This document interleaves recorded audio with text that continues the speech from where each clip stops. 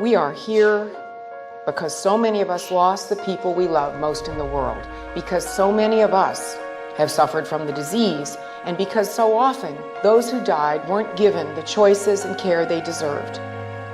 My sister was one. Well, in 1989, when I was diagnosed, I was young. With stage 3 breast cancer, I was 42 years old. At that point in time, what I was thinking of was my daughter. You're in the middle of not knowing you're going to live or you're going to die. We were very close all the time growing up, through every period of our lives. They did everything they could at the time. They did everything they could, but by the time she had arrived, her breast cancer was very advanced. I promised my sister that I would do everything I could to end breast cancer. We are here because we all are fulfilling the promise I made to my sister. That's no longer just my promise. It's a promise around the world, and we will fulfill our promise. I'm proud to say that almost every significant advance in the science of breast cancer was touched or funded by a Susan G. Komen grant. We can have the best science and we can have perfect treatments, but if we can't deliver those treatments to people, we simply can't achieve what we need to achieve.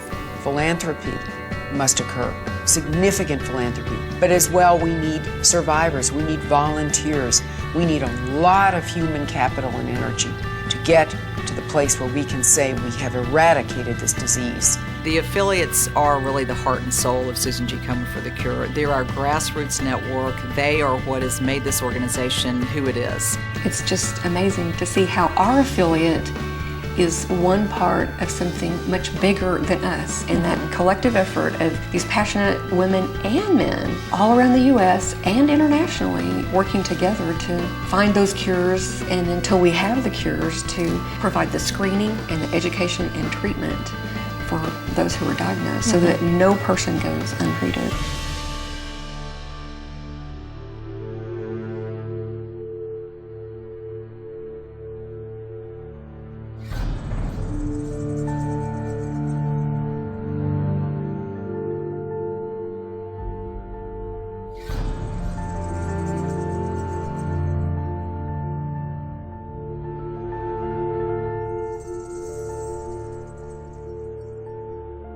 After the examination, he said he would do a biopsy.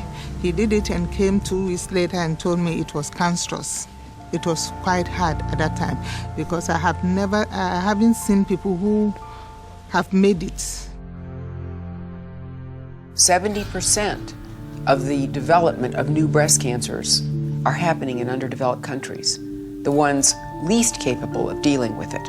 Via the Susan G. Komen for the Cure Global Promise Fund, people have an opportunity to donate to people around the world, because when you spend $1 in the U.S., we know sometimes that feels like it doesn't go very far. But when you spend $1 in a developing country, the impact is huge.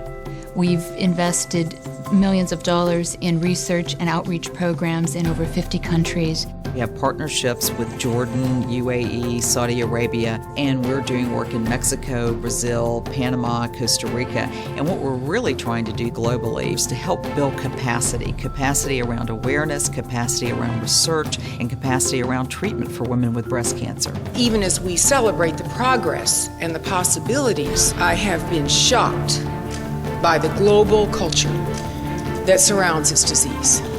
In many countries, breast cancer is still very taboo and it carries a serious stigma. So one of the things that we really try to do is help to build awareness and ensure that cancer is detected in its earlier stages. One of the most moving experiences I've had since I've been at Susan G. Komen for the Cure is being a part of our mission delegation to Ghana.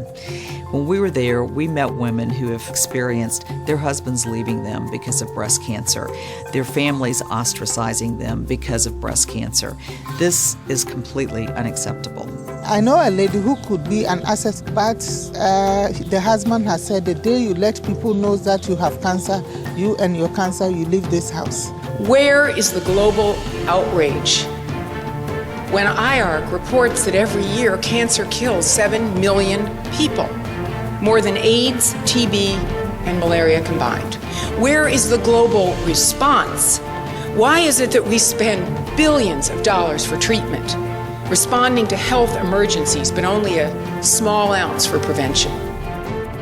What Komen has been doing is reaching out at this global level and trying to provide for real working solutions. The good news is we have seen some increased activity on breast cancer awareness. Even a few years ago, we wouldn't have seen Race for the Cure in Bosnia, Kosovo, Ghana, Tanzania, places around the world where women are waking up to the awareness message. Let's hear it for breast cancer survivors!